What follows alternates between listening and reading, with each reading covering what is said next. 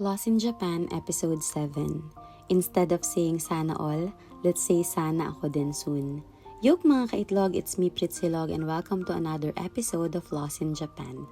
Okay lang bang mainggit? Oo naman, normal na emosyon ng mainggit. Basta ginagawa mong motibasyon at inspirasyon, hindi yung naninira ka ng reputasyon.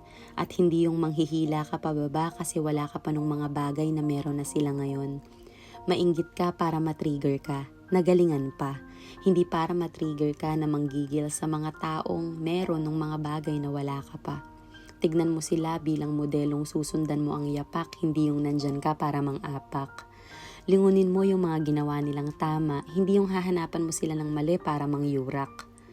Tignan mo silang may paghanga at maghangad kang maging kagaya nila kaysa maghangad kang sana magkamali sila. Bantayan mo sila sa bawat hakbang para tularan, hindi yung babantayan mo ang buhay nila para siraan. Matuto tayong maging masaya para sa iba. Pumalakpak tayo sa tagumpay nila. Para handa din ang kamay nilang pumalakpak para sa atin kapag tayo na. Huwag mong ikumpara ang progreso mo sa progreso nila. Hindi lahat ng proseso sa tagumpay ay iisa. Kakayahan ng bawat isa ay magkakaiba. Daang para sa'yo ang kailangan mo talagang makita. Darating din ang panahon natin. Konti pa. Konting tiyaga at sipag pa. Hintayin lang nating masikap dahil walang imposible sa taong nangangarap. Kaya yung mga sana all natin ngayon, sana tayo na din yun soon. Ja, mata.